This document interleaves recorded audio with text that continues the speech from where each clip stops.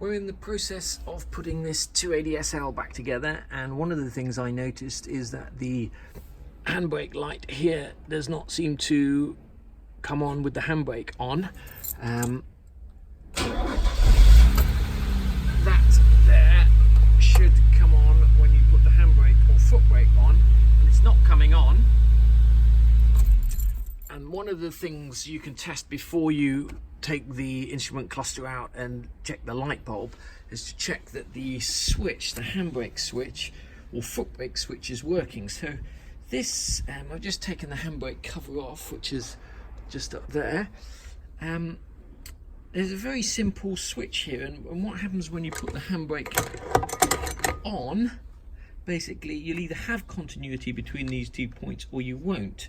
And you can test that very simply just by holding a voltmeter across those 2 points, which I'm going to do. The way to test this is just to get a voltmeter and switch it to that symbol down there, and that should read 1. And basically, if you touch the 2 terminals together briefly, you'll see that that changes from 1 to something. Doesn't matter what, but it'll show you that there's electrical connection, such as that, for example. Okay, and what we're going to do is we're just going to touch these 2 electrical terminals on each one of the terminals of the handbrake. So 1, 2, like that, and you can see there is no electrical connection there.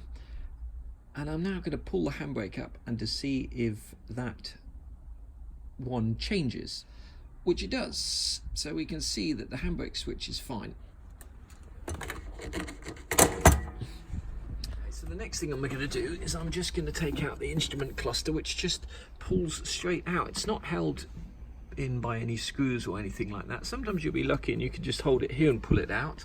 Sometimes you'll need 2 special tools, and sometimes you can just take out this speaker here or put your hand behind and just give it a little shove. This one's been in and out a few times while we've been restoring this car, but before you attempt to take out the instrument cluster, my advice would be to turn off or disconnect the battery, just so you don't run the risk of shorting anything out.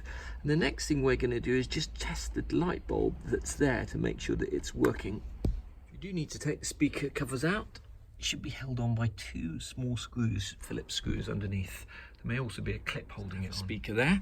It makes it nice and easy just to give the instrument cluster a little tug. You're going to be a little bit careful. Sometimes you can end up chipping off the lacquer here, so just be a little bit careful when you pull it out. Okay, those round brown things are the light bulbs, and they just twist out. And we want the 4th one along, which is the indicator, battery, light and brake. So we've whipped that out. We're just going to test terminals, and you can see that that's not changing, which either means that that light bulb is knackered, or it means that it's not actually sitting in there properly and the little filaments are not touching the metal. So let's take the light bulb out of there and just retest. Push fit in there, they just push straight in and pull out.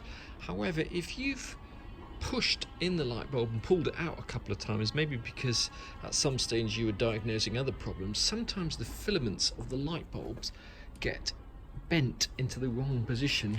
So if you can see that, these light bulbs have little metal filaments there.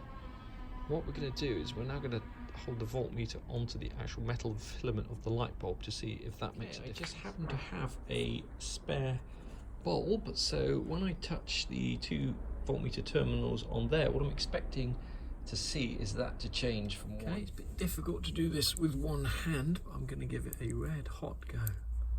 Okay, there you go.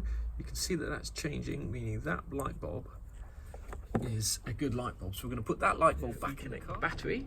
And it is worth mentioning that if you want to avoid getting sparks when you reconnect that, make sure nothing is on in the car. For example, make sure you don't have one of the doors open and the interior lights are on, because you will get a spark if you do that. So this is the moment of truth. In theory, when I turn the ignition on, we should see the handbrake light come on.